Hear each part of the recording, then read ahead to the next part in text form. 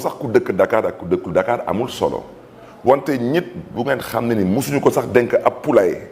ne ko na nga téye ginaar yi wala ngay jaay nen yi wala ñoom seen kooku gars yi toogaguñu sax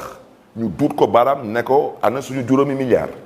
kooku ma ñëw rek xel xalaatul Dakar ñu koy dénk Dakar ak 50 milliards. parce que nag Dakar duñ ko fi dénk benn nit bu fi xiif non du ko lu ma mënul nekk Dakar ay Dakaroise ak ay Dakarois ñoo fi yeewu wante Dakar ku tudd Dakar yaa ngi tudd tout le peuple sénégalais parce que c'est la capitale du Sénégal te Dakar c'est la seule ville du Sénégal qui est citée dans la constitution du Sénégal bugguma ñaaw nag làmmiñ wante on peut pas confier Dakar à un abruti heureux mënul nekk nit bu nekk fii di taal ay sièges di saaga ay nit di ñëw ci ay rond-point ay buntu kër jàmbur en fait on peut pas confier Dakar à un va-nu-pied c'est pas possible.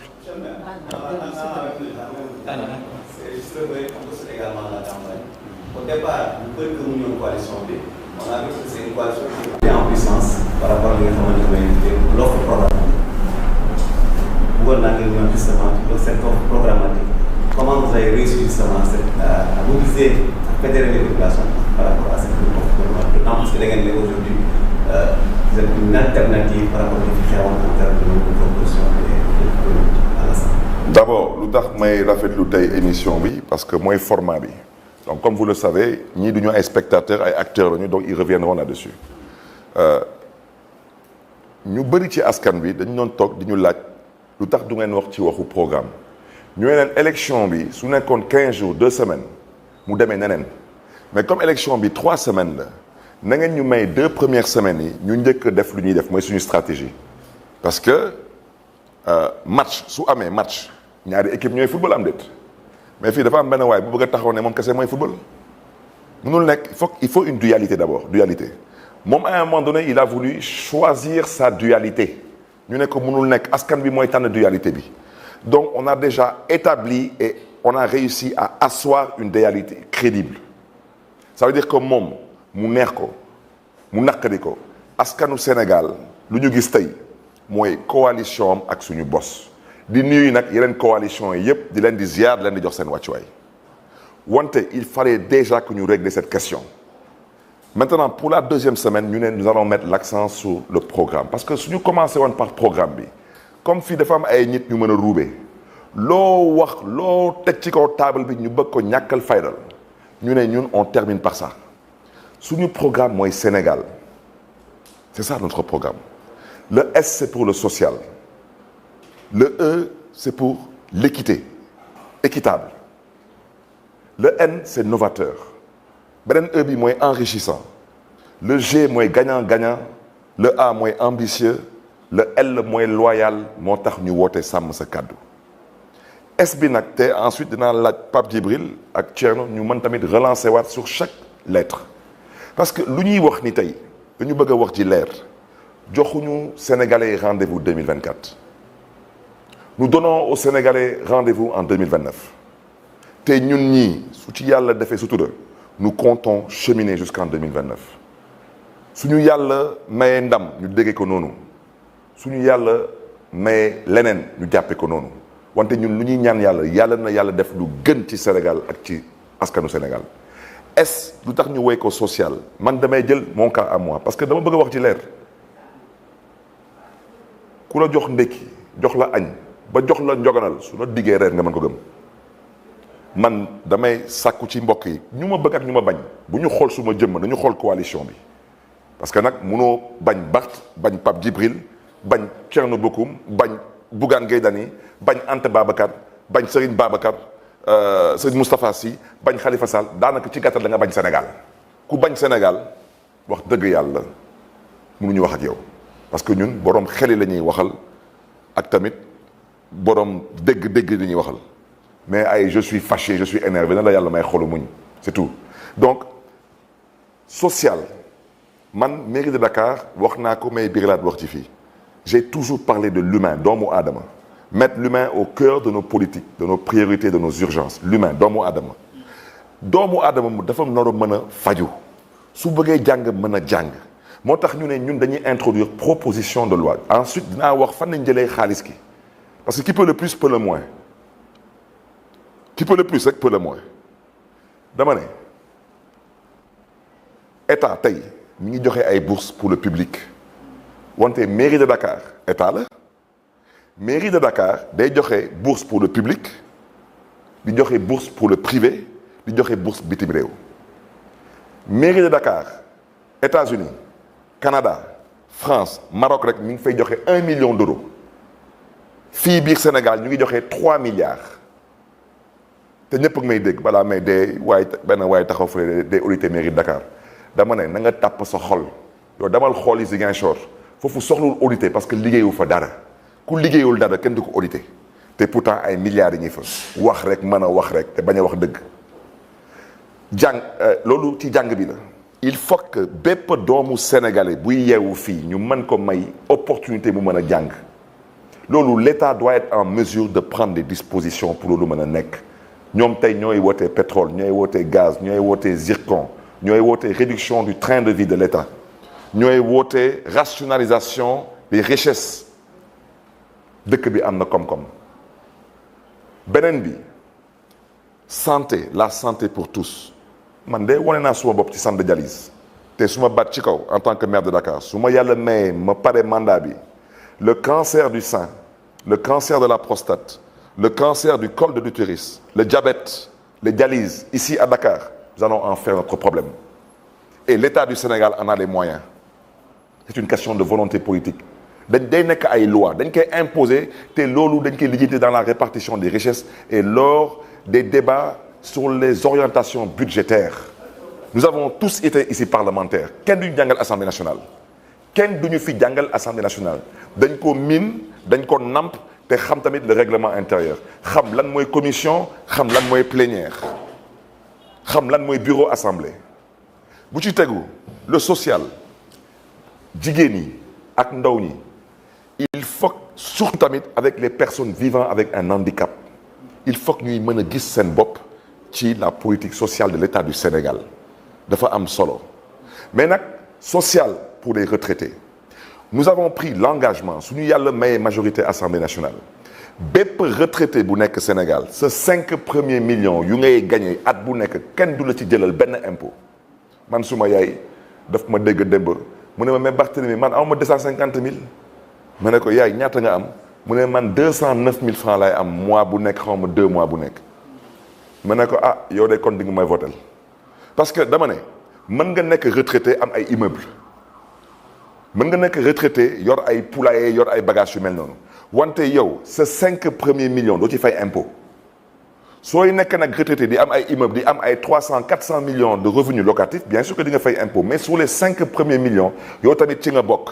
wante su ma maasu ñoom yaay ñooñu daanaka lépp lu ñuy am ci at bi muy bàyyeeku ci xawma IPRES amul lenn lu ñuy jël ci ñoom ci impôt xam nga lu tax nit ki mënul nekk retraité loolu du liggéey kooku dafa liggéey 20 ans 30 ans 40 ans cotisé c'est sa retraite mënoo fa jël impôt ñun ay député du ñu mais en tant que député kenn du ñu jël impôt mais parce que nous n'avons pas de salaire nous avons des indemnités de cession yow tey sooy siéger conseil d'administration dañ lay jox ay jetons de présence kenn du ci jël impôt au nom de quoi vous ne prenez pas ay impôt ci ay jetons de présence dans les conseils d'administration du ngeen jël impôt ci ay indemnité de cession pour ay députés ngeen bëgg a jël des impôts sur des pauvres retraités qui ont travaillé et cotisé pendant 30 ans 40 ans pour des retraites de misère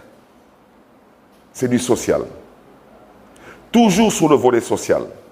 diaspora bi il est temps qu'on en parle dinaa dellu si waat ci la diaspora comment sécuriser leurs investissements mais ci impôt yi tamit waa diaspora képp kuy investir Sénégal te bàyyeeku ci diaspora bi te mën a wane ne que yow dëkk nga ci diaspora pendant 5 ans lépp looy investir Sénégal su dépassé 25 millions pendant les 3 premières années doo fay impôt c'est pour inciter les gens à investir au Sénégal moo xam da ngay tabax kër moo xam da ngay dugal investir dans une société wala dans une ferme dans un poulailler dans n'importe quoi lu tax parce que munoo nekk États-Unis wala nga nekk Canada te jaar naa fa def naa 15 ans États-Unis wala nga nekk France wala nga nekk Espagne wala nga nekk Gabon yow déjà ci dëkk yooyu yaa ngi fay liggéey di fa fay impôt le principe de la double taxation est illégal voici notre programme maa ngi ci S ma ñëw ci E mooy équitable mais Sénégal dafa soxla ñu wax ci waxu équité nous devons être équitables parce que dafa am ay nit ñu nekk ci dëkk bi tey di ñu bëgg a jaay un état pastéfien la preuve man wax tudduma benn tur ñëpp fi gis benn ministre dégg fi benn ministre mu taxaw ne moom su gisee ay CV day njëkk a xool ku bokk ci Pastef ñoom lay njëkk a tànn fu ñu ko teg man mairie de Dakar ay bourse ay aide sociale bugguma xam ku bokk Pastef ku bokkul Pastef ku ànd ak Barth ku ànd su ma yoon newu ci parce que lu may joxe du suma moomeel du suma ñàkk te du ndono bu jóge ci sumay wuyur dañ ma ko dénk ñit suñ la dénkee alalu mbooloo da ngay def te yàlla tax ndax ëllëg ku la bëgg ak ku la bañ na nga góorgóorlu ba ëllëg nettali bi rafet toujours dans le cadre d'un état équitable mais il faut une équité pour les retraités pour les femmes pour les jeunes su may waxu équité par exemple mais il est temps que ñuy wax ci waxu retraité mais retraite dafa na ko correspondre au coût de la vie man su ma yaay bu ma waxee luñ koy jox man su ma yaay nekkoon na fonctionnaire ministère de l'éducation nationale toute sa vie su ma yaay ba ma waxee retraite am dama toog ne ko ah yow de heureusement yàlla de suturaal na da ba nga am ay doom te yàlla suturaal leen ñoom ba tey ñu mënal seen bopp mais parce que je demande à ma mère su amuloon tey ay doom naka lay dundee ça veut dire à son âge tey ndeysaan la pauvre xanaa tey mënoo ko taxare peut-être moo xam day wutaat liggéey wala dem wuti benn table le soir mu jaay fa cere mais parce que c'est pas possible des retraites de misère naka la nit mën a liggéey 30 ans 40 ans di am retraite ci retraite bu nga xam ne mënu ci fay courant mënu ci fay ndox mënu ci fay loyer mënu ci yor boppam mais il est temps qu'on essaie de chercher un peu plus d'équité dans la répartition des richesses de l'équité et surtout de l'équité sociale de la justice sociale dëkk bi kumba am ndey kumba amul ndey dafa doy gis ngeen commence mais xalaat leen ñit nekk ci dëkk bi premier ministre di ne suma njaboot waaye ñeneen ñi nag ñu bokkul ci Pastef ñoom nag ñoom fu leen di dugal ñoom mën nañ leen duma ñoom mën nañ leen wax lu ñu neex te bañ ko def suñu yoon newu ci la preuve ñoom ba ñu ñëwee ñaata nit la ñu recruter ñoom ñaata nit la ñuy recruter entre la présidence et la primature ñaata nit la ñu nommé waaw maintenant ndaw ñu diggoon fii ay xëy ñooñu nag on en fait quoi luñ fi diggoon gagné ci ñaari weer dañuy soppi réew mi loolu on en fait quoi mën na leen par exemple si on prend par exemple l'exemple de et toujours dans le cadre de l'équité pour surtout le secteur informel tey su ngeen jëlee tey Sénégal 10 personnes yuy xëy fii 10 personnes daanaka les 7 ba les 8 dañu bokk ci li ñuy woowee le secteur informel ñooñu dañ leen di gëmloo ni que ba illaa yow midin yéen par exemple mu leen am ay marché d'État mais il faut qu'on puisse introduire des propositions de loi pour que ñu mën leen gunge pour pouvoir les formaliser pour qu'ils puissent par exemple demain prétendre avoir accès à des marchés d'État parce que la commande publique mais elle est très importante l'équité pour toutes les couches sociales suy ñëwee ci N par exemple N c'est novateur xam ngeen les câbles sous-marins dañuy jógee ay continents di dem ba ci ay continents il y a beaucoup de pays ici en Afrique qui sont connectés à partir de Dakar du hub de Dakar parce que les câbles yu jógee États-Unis yu jógee Europe dañuy ñëw carrément ils sont câblés sur Dakar les autres pays on les tire à partir de Dakar donc Dakar doit être un hub technologique si on réussit tey à travers une propre job liggéey yu mel noonu dans la mais xam ngeen fu may waxee xam ngeen bu baax fu may waxee mais il faut qu'on fasse de Dakar une plateforme et un hub technologique donc Sàmm Sa Kàddu est une coalition qui aspire à tout ce qui est novateur c'est important l'autre E c'est enrichissant en quoi faisant mais lii yëpp suñ ko defee mais tout le monde s'enrichit parce que les patrons qui acceptent par exemple je vous donne un exemple ci suñu ay yenn propositions yi dañu ne bépp nit buy créer emploi hors de Dakar ak Thiès les 3 premières années doo fay benn charge patronale mais parce que ça fait partie de la répartition des richesses parce que mënuñu saa yi bu ñu amee dërëm rek dërëm bi yëpp ñu këpp ko bi Dakar tabax nañ fi ay tali ay trottoirs ay lampes daanaka Dakar dëkk la mais il y a des départements tey qui sont départements que de nom Il y a des régions qui n'existent que de nom. Nous devons aujourd'hui être en mesure d'inciter le patronat, d'inciter aujourd'hui les opérateurs économiques à investir à l'intérieur du pays pour créer encore d'autres richesses. Mais en plus de cela, tey dañuy toog ne par exemple bépp entrepreneur bu recruter un jeune de 35 ans et moins daanaka jeune bu musul am xëy jeune bu musul cotiser caisse sécurité sociale jeune bu musul cotiser par exemple IPRES jeune boobu soo ko recruter yow pendant 3 ans doo fay benn charge patronale. C'est-à-dire qu'aujourd'hui nous avons un programme te mënuñu ko ruube parce qu'ils n'ont pas de vision pour le Sénégal amuñu benn ambition pour le Sénégal à part nekk fii di manipuler xale yi. Là je suis actuellement avec vous sur un E, l'enrichissant. Mais ce qui est enrichissant tey mais c'est que si c'est enrichissant mais c'est gagnant-gagnant mooy le G. Parce que les jeunes qui auront de l'emploi mais à partir de ce moment ils deviennent plus des charges pour leurs parents dañuy génn ci kër yi dem am lu ñuy louer wala am terrain bu ñu mën a jënd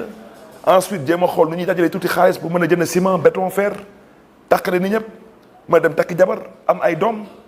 Mais Sénégal rek ngay gis na ma yàlla baal Sénégal kese ngeen di gis ndóol mu doon luy jóge ci maam di ñëw ci wóojur jóge ci wóojur ñëw ci doom jóge ci doom dem ci sët ñu koy ndono ndóol fu ñu ko teg gagnant où sont tous les programmes sociaux comme la SICAP les HLM lu tax ñu nar a jël suuf si yëpp di ko jox ay privés pour des intérêts particuliers partisans et claniques man wax naa ko suma pap ma ne ko père mu ne ma naam ma ne ko sa kër laa dëkk naa la wax ñaar ëppoo ma fulla ëppoo ma fayda la seule chance que tu as eu que je n'ai pas eu yow ba ngay màgg tu avais le système SICAP le système social qui t'a permis de pouvoir avoir accès au logement location vente kooku day dañ koy indiwaat mais balaa may dee ñuy nekk fii ñoom tey ñoom xam nañ seen bopp surtout ñoom waa impôt ak domaine xam nañ seen bopp ñoom ñëpp am kër kenn ci ñoom jëndu ci suuf daggakatu duuti yu ngeen di gis yëpp kenn ci ñoom jëndu ci suuf te ñu ngi may dégg koo ci gis su amulee ñaar am na ñetti kër ñoom dañuy am ay suuf ba di maye suuf mel ni kuy maye tàngal wala mbiskit du gagnant on passe à l'ambitieux. La coalition Sàmm Sa Kàddu elle est ambitieuse et nous voulons faire en sorte que ce peuple soit un peuple ambitieux te fu may daanale bañ a guddal mooy la L mooy être loyal moo tax ñuy woote sàmm sa kaddu kilifa day sàmm kadduwam moo tax